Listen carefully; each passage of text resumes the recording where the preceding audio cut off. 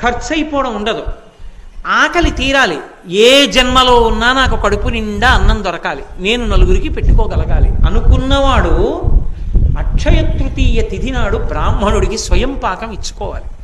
అంటే కసిని బియ్యం, ఏదో 2 దుంపలో 2 కూరగాయలో, కాస్త చింతపండు, 2 మిరపకాయలు, ఓ పండు తీసుకొచ్చి ఇస్తారు. స్వయం పాకం ఇచ్చుకుంటే జన్మ జన్మాంతరముల యందు కడుపు నిండా తాను తిని తన చుట్టూ ఉన్న వాళ్ళకి పెట్టుకుంటాడు. ఒంటికి బట్టకి లోటు రాకుండా నేను ఎప్పుడూ చక్కగా బట్ట కట్టుకుని ఉండగలగాలి అంటే దాని అర్థం మనుష్య జన్మ కావాలి. ఆ మనుష్య జన్మలో చక్కగా ఒంటి నిండా బట్ట కట్టుకుని ఉండగలగాలనుకోవాలంటే అంచు కలిగిన బట్ట, పంచెల చాపు తీసుకొచ్చి బ్రాహ్మణుడికి దానం చెయ్యాలి.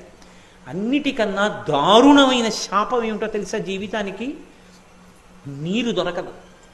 అందుకే చేసిన పాపం తరిమితే దాహంతో అలమటించిపోతాడు. అలమటించిపోతే 10వ రోజున ధర్మోదకాలు విడిచిపెట్టిస్తారు. ఆ నీళ్లు తాగమంటారు, అప్పుడు తాగుతాడు. అది కూడా మీరు ధర్మశాస్త్రం చదివితే కొన్ని చోట్ల చెప్పిన మాటలకు భయపడతారు. కొడుకు అధార్మికుడైపోతే, కొడుకు గాయత్రీ మంత్రం చేసే అధికారాన్ని కోల్పోతే, సరే ఇంకా నేను కొన్ని కారణాలు చెప్పడం ఎందుకు సభాముఖంగా, అప్పుడు ఆ కొడుకు చేత్తో విడిచిపెట్టినా తాగనివ్వరు. ఆ కొడుకు స్నానం చేసినప్పుడు మర్మావయవముల వద్ద ఉన్న వెంట్రుకల మించి పడిన నీళ్ళని తాగమంటారు.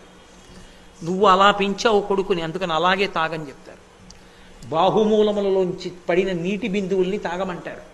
అందుకని కనీసం ధర్మంలో ఉన్నవాడు ఎవడైనా వచ్చి కాసి నీళ్ళు ఇస్తే తాగనిస్తారని, అయ్యా అందరూ రండి అని కొడుకు పిలుస్తాడు.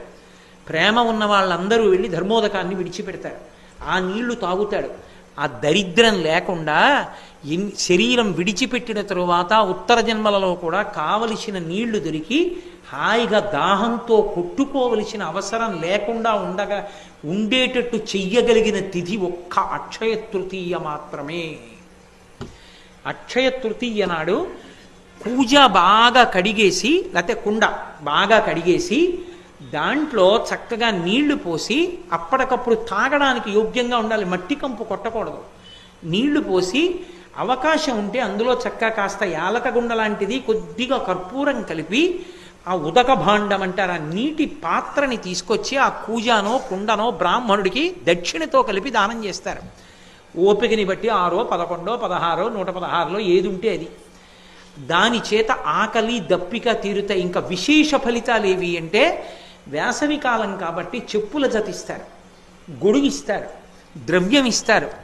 అక్షయ తృతీయ నాడు తప్పకుండా దానం చేసుకోవాలి. అది కూడా నేను మీతో ఒక మాట చెప్తున్నాను, భర్త వచ్చి దానం చేస్తే చాలు, కానీ ప్రయత్నపూర్వకంగా సువాసిని అయిన స్త్రీ, 5వ ఉన్నటువంటి ఆడవాళ్ళు భర్తతో కలిసి వచ్చి చక్కగా బ్రాహ్మణుడికి ఇచ్చేటప్పుడు, అథవా 2 జాకెట్టు బట్టలు పెట్టి అందులో పసుపు కుంకాలు పెట్టి ఇచ్చుకుంటే, ఇవ్వగలిగో చీర ఇస్తే మంచిది. గాజులు పసుపు కుంకం ఇచ్చుకుంటే జన్మ జన్మాంతరములకు యోగ్యమైన భర్తతో సువాసినిత్వాన్ని పొందుతారు. అక్షయం కదండి, అది ఖర్చు అయ్యేది కాదు. కాబట్టి రేపటి తిథిని జార విడుచుకుంటే అంతకన్నా మూర్ఖత్వం ఇంకోట్లేదు. అక్షయ తృతీయ నాడు బంగారం కొనుక్కోవడం అంటే పాపం కొనుక్కోవడం. కలిపురుషుడు బంగారంలో ఉంటాడు. అక్షయ తృతీయ నాడు బంగారం కొనుక్కోమని ఎవడు చెప్పాడో నాకు అర్థం కాదు, ఎక్కడా లేదు అలాగా. అక్షయ తృతీయ నాడు ఉతక భాండం దానం చేయాలి, స్వయం పాకం ఇవ్వాలి, ద్రవ్యం ఇవ్వాలి, చెప్పుల జత ఇవ్వాలి, లేకపోతే గొడుగు ఇవ్వాలి, లేకపోతే బట్టలు ఇవ్వాలి. అంతేకాని ఇలాంటి పిచ్చి పనులు చేసి బంగారాలు కొనుక్కుని ఇంట్లో పెట్టుకోరు. పాపం వృద్ధి అవుతుంది.